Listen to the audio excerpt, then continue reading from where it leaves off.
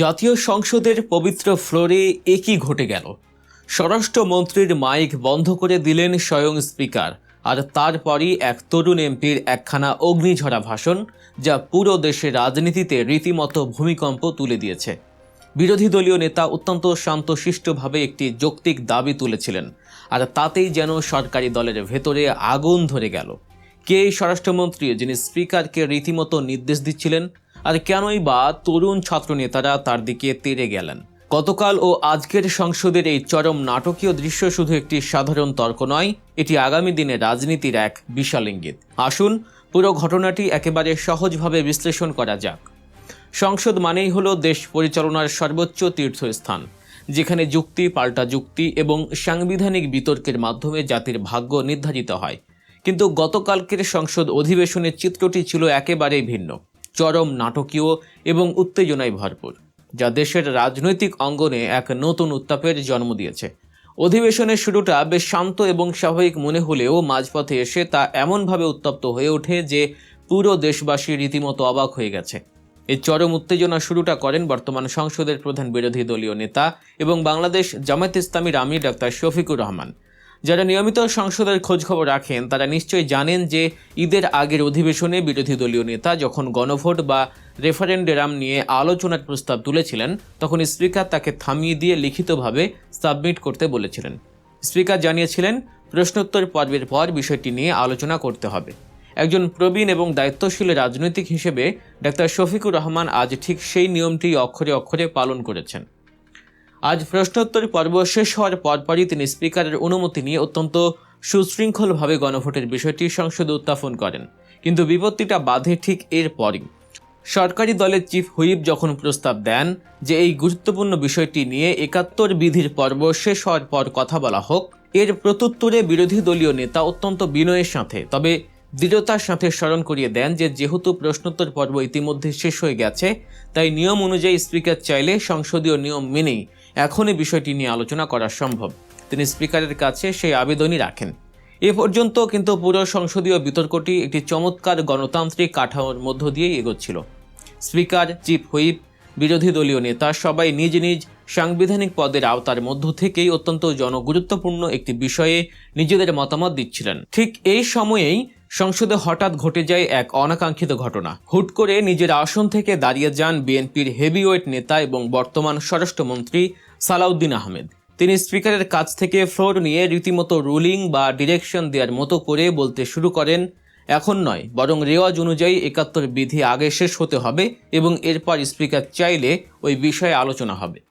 আর ঠিক এখান থেকে সংসদে এক বিশাল প্রশ্নবোধক চিহ্নের সৃষ্টি হয় এবং রাজনৈতিক বিশ্লেষকরাও নড়ে চড়ে বসেন।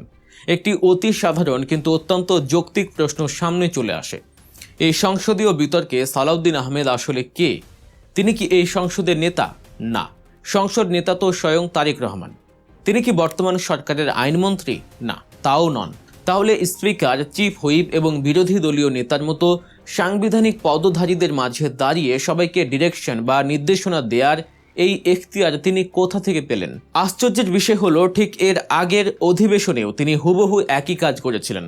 গণভোট নিয়ে সরকারি দলের ভেতরে কোনো রাজনৈতিক ভয় বা ধামাচাপা দেওয়ার চেষ্টা কাজ করছে কিনা সেই বিতর্ক না হয় বাদই দিলাম, কিন্তু সংসদীয় রীতিতে সালাউদ্দিন আহমেদের এই বারবার অনধিকার চর্চা নিয়ে স্বয়ং সংসদের ভেতরেই চরম ক্ষোভের সৃষ্টি হয়। স্বরাষ্ট্রমন্ত্রীর এই অনধিকার চর্চার ক্ষোভের আগুনে রীতিমতো ঘি ঢেলে দেন তরুণ প্রজন্মের দুই তুখোড় ছাত্রনেতা ও সংসদ সদস্য হাসনাত আবদুল্লাহ এবং নাহিদ ইসলাম। সালাউদ্দিন আহমেদের ওই বক্তব্যের পরপরই তারা দুজনেই কড়া প্রতিবাদ জানিয়ে নিজ নিজ আসনে দাঁড়িয়ে যান। অত্যন্ত কঠোর ভাষায় তারা অভিযোগ করেন যে বিএনপি আসলে সংবিধান এবং নিয়মের দোহাই দিয়ে সুকৌশলে গণভোটের দাবিটিকে ধামাচাপা দেওয়ার চেষ্টা করছে। তরুণ এই সংসদ সদস্যদের এমন সাহসী এবং সরাসরি আক্রমণে সংসদের উত্তাপ যখন চরম পর্যায়ে, তখন পরিস্থিতির সামাল দিতে স্পিকার এক যুগান্তকারী সিদ্ধান্ত নেন। তিনি সব বিতর্ক পাশ কাটিয়ে ডক্টর শফিকুর রহমানের গণভোট নিয়ে আলোচনার দাবিটি আনুষ্ঠানিকভাবে মেনে নেন এবং আগামী ৩১শে মার্চ এই আলোচনার জন্য দিন ধার্য করেন।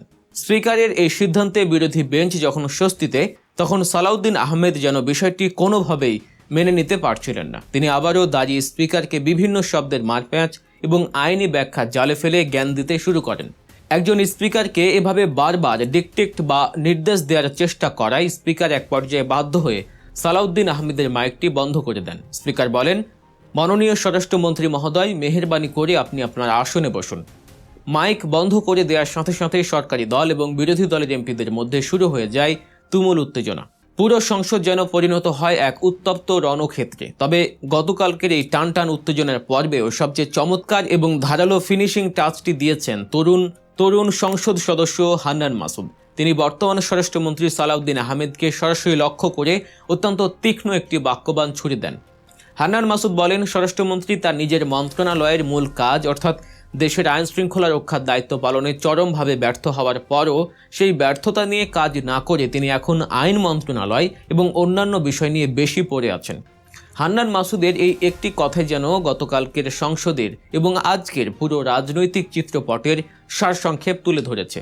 তার কণ্ঠ হয়তো প্রবীণ রাজনৈতিক নেতাদের মতো দরাজ নয়, কিংবা তিনি হয়তো এখনও সেই অর্থে কোনো ক্যারিসমাটিক লিডার হয়ে ওঠেননি, কিন্তু সংসদে দাঁড়িয়ে তিনি যে নিখুঁত, ডর ভয়হীন এবং লজিক্যাল ডেলিভারি দিয়েছেন তা এক কথায় অসাধারণ।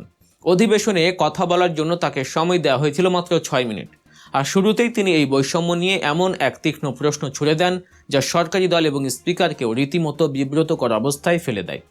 তিনি সরাসরি জানতে চান, সরকার দলীয় এমপি হলে কথা বলার জন্য 8 মিনিট আর বিরোধী দলীয় হলে কেন 6 মিনিট? সংসদে এমন বৈষম্যের কারণ কি? সবচেয়ে বড় রাজনৈতিক ধাক্কাটা তিনি দিয়েছেন গণভোট ইস্যুতে। অত্যন্ত সাবলীল যুক্তিতে হান্নান মাসুদ বলেন যে গণভোটের পক্ষে স্বয়ং বর্তমান প্রধানমন্ত্রী একসময় জোর প্রচারণা চালিয়েছিলেন, যে জুলাই সনদের পক্ষে বর্তমান মন্ত্রীসহ সকল সংসদ সদস্য রাজপথে গলা ফাটিয়েছিলেন। আজ সংসদে সেই একই বিষয় নিয়ে নতুন করে কেন আলাদা আলোচনার প্রয়োজন পড়ছে? এটা কি তবে বিপ্লবের মূল স্পিরিট থেকে সরকারি দলের সরে যাওয়ার লক্ষণ? এরপর তিনি এমন দুটি অত্যন্ত সিরিয়াস এবং স্পর্শকাতর বিষয় পয়েন্ট আউট করেন যা পুরো সংসদকে স্তব্ধ করে দেয়। তিনি চরম ক্ষোভের সাথে জানান যে নিজের রাষ্ট্রের একজন আইন প্রণেতা বা সংসদ সদস্য হওয়ার পরও তার উপর 2 বার হামলা হয়েছে। অস্ত্র হাতে সন্ত্রাসীরা এখনও প্রকাশ্যে বীর দর্পে ঘুরে বেড়াচ্ছে, কিন্তু পুলিশ তাদের টিকিটিও খুঁজে পাচ্ছে না। দ্বিতীয় যে বিষয়টি তিনি তুলে ধরেন তা ছিল আরও ভয়ঙ্কর। তিনি জানান, নির্বাচনে শাপলাকলি মার্কায় ভোট দেওয়ার অপরাধে এক নারী চরম প্রতিহিংসার বশবর্তী হয়ে বিএনপি কর্মীর দ্বারা ধর্ষণের শিকার হন। অথচ ঘটনার 1 ঘন্টার মধ্যেই কোনো ধরনের প্রাথমিক তদন্ত ছাড়াই স্থানীয় পুলিশ নির্লজ্জভাবে মিডিয়ায় বলে দেয় যে এমন কোনো ঘটনাই ঘটেনি। এরপর ডাক্তার ন্যূনতম চেক আপ ছাড়াই ভুয়া স্টেটমেন্ট দেয় এবং পুলিশ মামলা নিতে টানা 3 দিন সময় পার করে দেয়। আজ 42 দিন হয়ে গেছে, কিন্তু এর কোনো বিচার বা দৃশ্যমান অগ্রগতি নেই। এই ভয়ঙ্কর সত্যটি বলার সময়ই সংসদে হান্নান মাসুদের মাইক অফ করে দেওয়া হয়, কিন্তু তীব্র প্রতিবাদের মুখী স্পিকার তা আবার চালু করতে বাধ্য হন। বক্তব্যের একেবারে শেষে তিনি স্বরাষ্ট্রমন্ত্রী সালাউদ্দিন আহমেদকে লক্ষ্য করে যে কথাটি বলেছেন তা ছিল সংসদের অধিবেশনের সেরা পাঞ্চ লাইন। তিনি সরাসরি বলেছেন, আইনমন্ত্রী আইনের ব্যাখ্যা দেবেন, স্বরাষ্ট্রমন্ত্রীর মনোযোগ দেয়া দরকার তার নিজের মন্ত্রণালয়। অন্য মন্ত্রণালয়ে নাক না গলিয়ে নিজের দায়িত্ব পালন করে দেশের চরম অবনতি হওয়া আইন শৃঙ্খলা পরিস্থিতি আগে ঠিক করুন। একজন তরুণ এমপির এই ভয়ডরহীন এবং যুক্তি নির্ভর বক্তব্য প্রমাণ করে যে নতুন বাংলাদেশে কেউ আর অন্ধভাবে সব অন্যায় মেনে নেবে না। সংসদের এই উত্তাপ আগামী দিনের রাজনীতির মাঠে কোন নতুন সমীকরণ তৈরি করে, সেটাই এখন সবচেয়ে বড় দেখার বিষয়। পুরো ঘটনাটি বিশ্লেষণ করে আপনার কি মনে হচ্ছে? রাজনৈতিক এই পট পরিবর্তনে কার যুক্তি আপনার কাছে বেশি গ্রহণযোগ্য মনে হলো? আপনার মূল্যবান মতামত অবশ্যই কমেন্ট বক্সে আমাদের জানাবেন। ভিডিওটি ভালো লাগলে লাইক ও শেয়ার করবেন। বাংলাদেশের রাজনীতির এমন সহজ, সরল ও নির্ভুল বিশ্লেষণ নিয়মিত পেতে গল্প নিউজ চ্যানেলটি সাবস্ক্রাইব করতে ভুলবেন না। আল্লাহ হাফেজ।